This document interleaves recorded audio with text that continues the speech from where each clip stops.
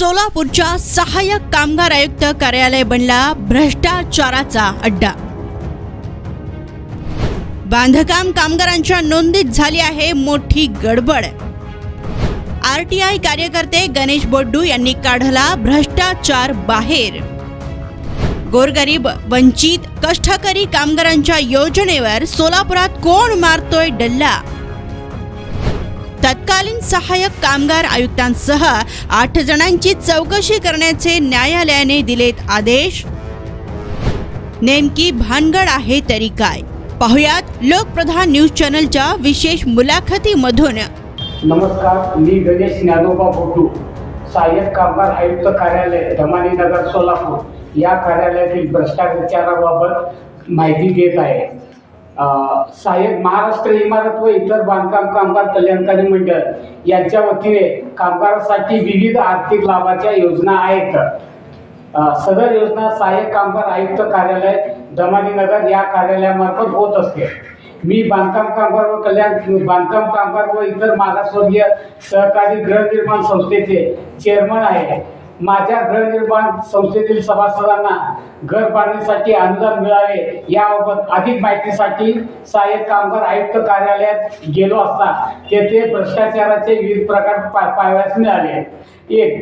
ज्या बांधकाम कामगारांचे नोंदणी व नूतनीकरण करायचे आहे ते या कार्यालयात खाजगी दलाल व त्यांचे ठराविक एजंट म्हणजे या कार्यालयाने नोंदणी प्रमाणपत्र दिलेल्या ठेकेदारामार्फत होत असते।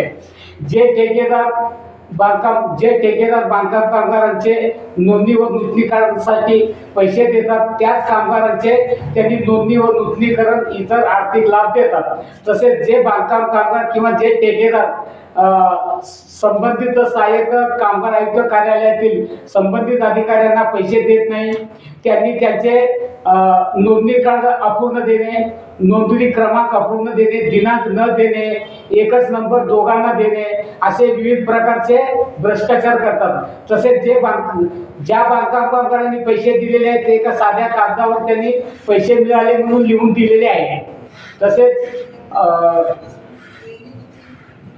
तसेच जे बांधकाम कामगार पैसे देत नाहीत त्यांना हे करतात म्हणजे आजबाजी करतात। या सर्व बाबतीत मी लेखी तक्रार अर्ज माननीय जेल रोड पोलीस स्टेशन येथे दिले असता त्यांनी सदर प्रकरण माननीय पौदारचौडी पोलीस स्टेशनला पाठविलेले आहे।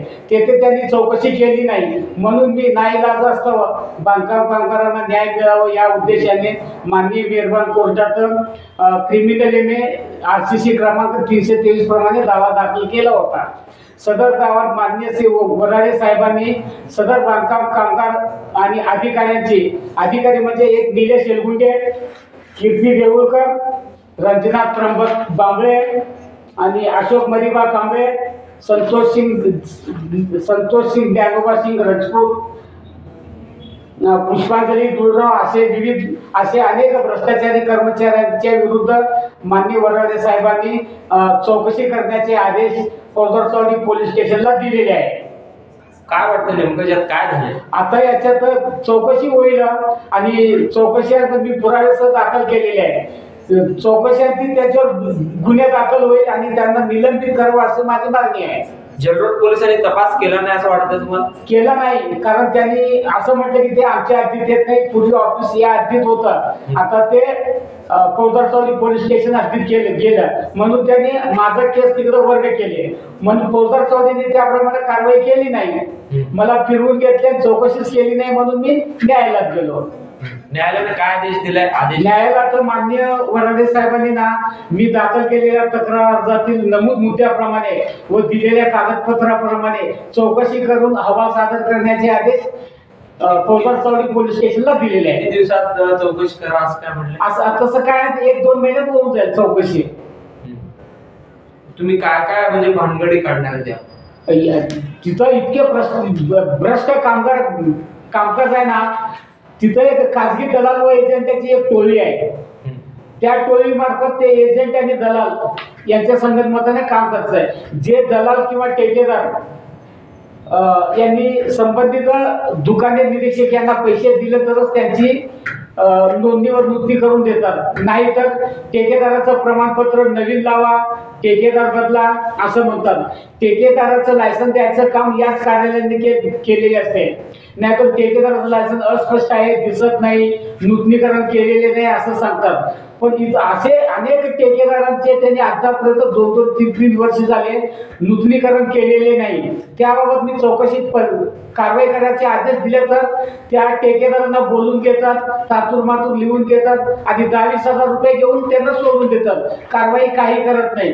आणि त्याबाबत त्याबाबतची कागदपत्र माहिती अधिकारात मागणी केली असता आजपर्यंत देत नाही. ती तातूर उत्तरं देतात. जास्त बोललं की परवासारखं गुन्हा दाखल करण्याची धमकी देतात. त्यामुळे मी कंटाळलेलो आहे. इतकं भ्रष्टाचार आहे ना. दररोज 300 रुपये कमवणाऱ्या बांधकाम कामगाराकडे त्यांनी 1000-500 रुपयाची मागणी करतात आणि एजंट 3-3 हजार रुपये घेतात. हे असं पण संगनमतानं भ्रष्टाचार चाललेला आहे. वरिष्ठ अधिकारी काही कारवाई करत नाही. या कार्यालयाचे वरिष्ठ अधिकारी सुधीर मधुकर गायकवाड यांच्या कानावर टाकलेले आहेत. त्यांना अनेक अर्ज विनंत्या केलेल्या आहेत, तरी पण त्यांनी काही कारवाई करत नाही. त्यांनी आठवड्यातून 2 वेळा येतंय. 1,00,000-2 लाख रुपये या लोकांनी जमा केलेले पैशातून 1,00,000-2 लाख रुपये घेऊन ते जातात. आणि अशी माझी खात्रीशीर माहिती आहे. मी पुराव्यासह देण्यास तयार आहे. त्यांच्या मोबाईल फोन वगैरे तपासलं ना, त्यांना सगळं येत आहे. या कार्यालयातील प्रत्येक नोंदणी व नूतनीकरणाच्या वेळी प्रत्येक बांधकाम कामगारांची व्यक्तिशः पाहणी व पडताळणी करावी असं मी अनेक वेळा विनंती अर्ज दिला. तर या कार्यालयातील सरकारी कामगार अधिकारी विलास मारुती गायकवाड आम्ही चौकशी करायचा आदेश देत नाही. तुम्हाला कुठे जायचं तिथं जावा, कोर्टात जावा, आमचं काही म्हणणं नाही असं लेखी पत्र देतात. त्या लेखी पत्राद्वारे मी हायकोर्टात रिट दाखल करणार आहे. यापुढे देखील अनेक पोलखोल मी करणार आहे. यापुढे या कार्यालयातील प्रत्येक विषयाबाबतचे एक प्रकरण सविस्तर पुराव्यासह लोकप्रधान न्यूज चॅनलला पुराव्यासह माहिती देणार आहे, निवेदन देणार आहे, बातमी देणार आहे. नमस्कार.